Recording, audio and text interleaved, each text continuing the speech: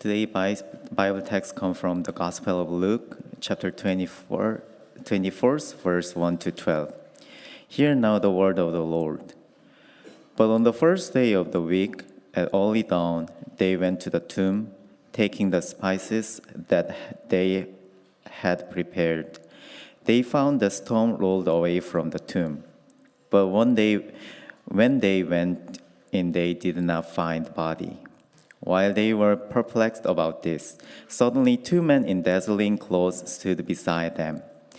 The women were terrified and bowed their face to the ground, but the man said to them, "Why do you look for the living among the dead? He is not here, but has risen.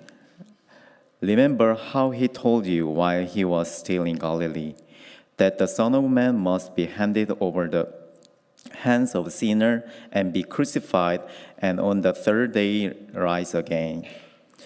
Then they remembered his words, and returning from the tomb, they told all this to the 11 and to all the rest. Now it was Mary Magdalene, Joanna, the Mary, the mother of James, and the other women with them who told this to the apostle. But these words seemed to them an idle tale, and they did not believe them. But Peter got up and ran to the tomb. Stopping and looking in, he saw the linen clothes by themselves. Then he went home, amazed at what had happened. This is the word of the God for the people of God. Thanks be to God.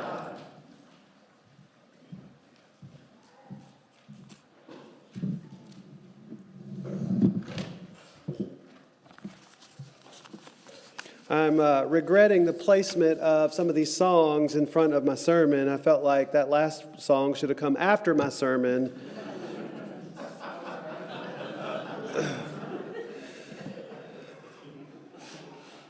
Many of you know that after I attended seminary, I moved down to South Georgia. 10 out of 10 would not recommend. I served as the executive director of a nonprofit that provided transitional housing for unhoused men in recovery from addiction. It was incredibly meaningful work, but it was hard work. It was often disappointing work. Over the course of my 8 years there, I saw countless men come into the program and leave because they weren't quite ready for sobriety. Not quite yet. It never got easier to see people leave and go back out to their addiction, back out into the streets. And for those who did stay and put in the work, it was the hardest thing that they'd ever done in their lives. Not only were these men facing their addiction, not only were they facing untreated mental and physical illnesses for the first time, they were doing it in a program full of other men, all doing the exact same thing. Living with so many people, so many different personalities was a challenge. But doing it sober? That was next to impossible. One of the men who came into the program was a little red-headed white guy who went by the name Red. Like so many others, he came into the program after he'd lost everything: his job, housing, his family. He was worn out and beat down, busted, disgusted, and couldn't be trusted. Like so many others, he brought a lot of baggage with him, and conflicts abounded in the program. And one thing that certainly didn't help Red in this program full of men from all walks of life was the old Confederate battle flag tattooed prominently across the top of his arm. It didn't exactly scream welcome to the other residents.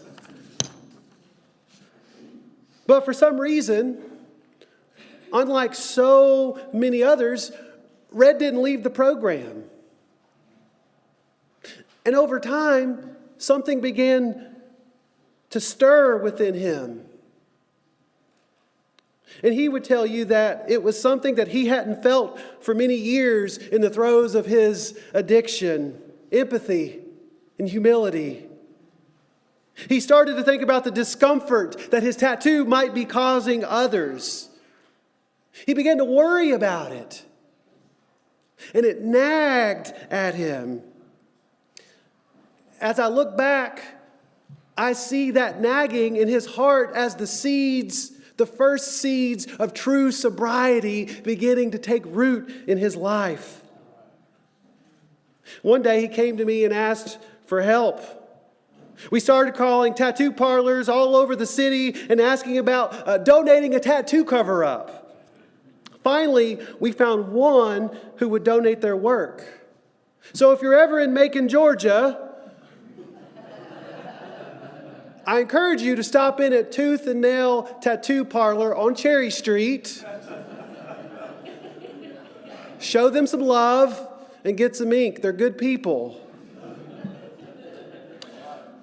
Red chose to have that Confederate flag covered with a blue rose that stood under 3 crosses.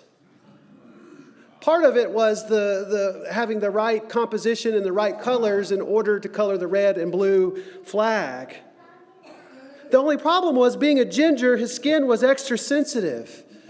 And the artist had to break up his work into several smaller sessions over many months.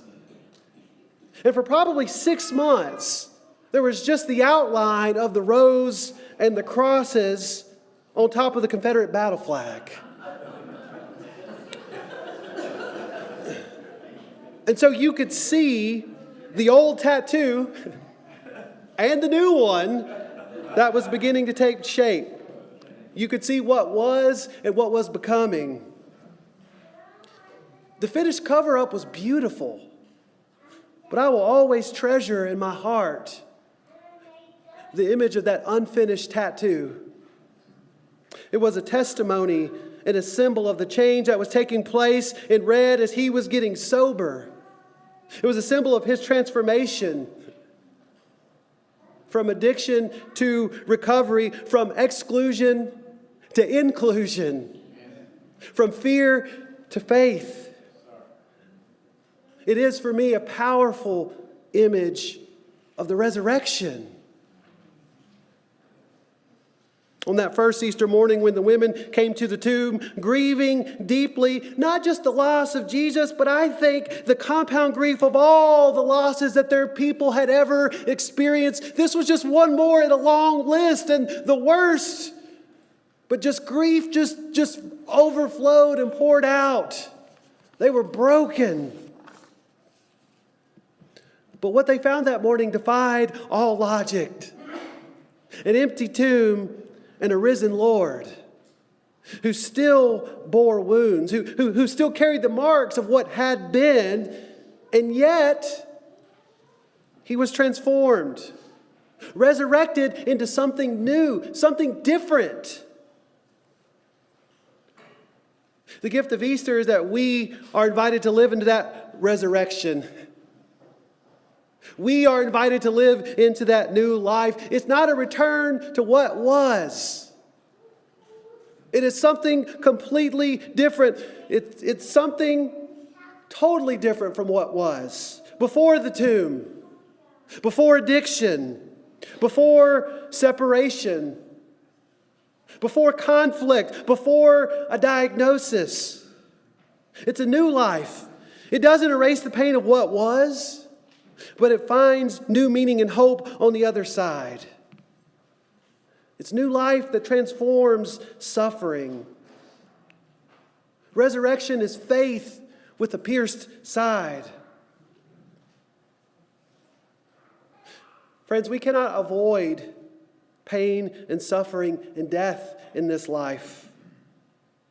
But the good news of Jesus is that despite death, despite the loss of loved ones, despite the breaking of relationships, the loss of the life that we thought we would have, the good news of Jesus is that despite those losses, hope remains. Weary and bruised, but intact. Hope remains.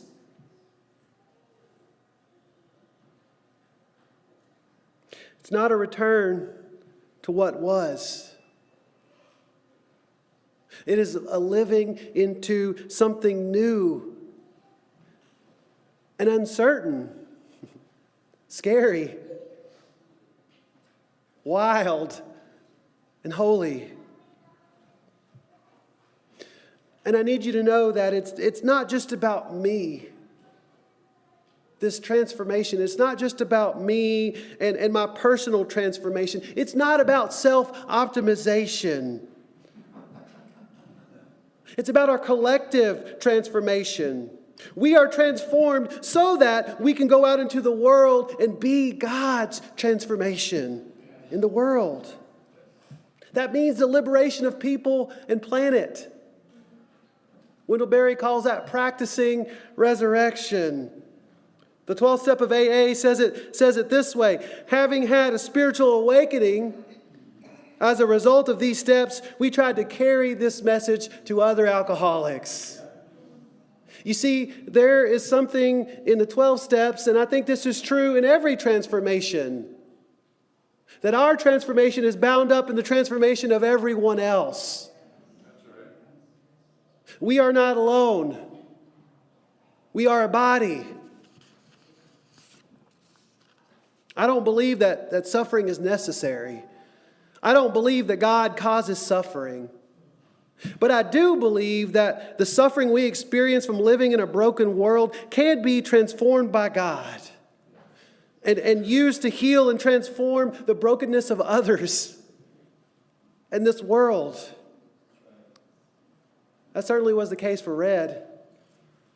He was the first graduate of that transitional housing program, but certainly not the last. He became the manager of that program, a position which he still holds to this day, many years later. He has helped save the lives of countless desperate men trapped in the tombs of addiction. He is a dear friend and one of the people that I miss most from South Georgia. Red has become for so many the angel who rolled the stone away, an instrument of resurrection. I want to live a resurrected life like Red. I want to be transformed, and I want to be a part of the transformation and the liberation of others like Red.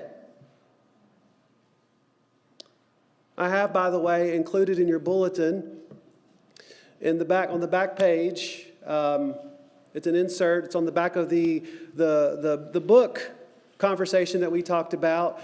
On the back of that page, there's a picture of Red's tattoo. You can see the before, during, and after of his transformation. Christ is risen, and we are an Easter people. We are a people of hope, channels of God's transformation in a wounded and weary world. Go forth this day practicing resurrection. Amen? Amen. Christ is risen. Christ is risen. Amen.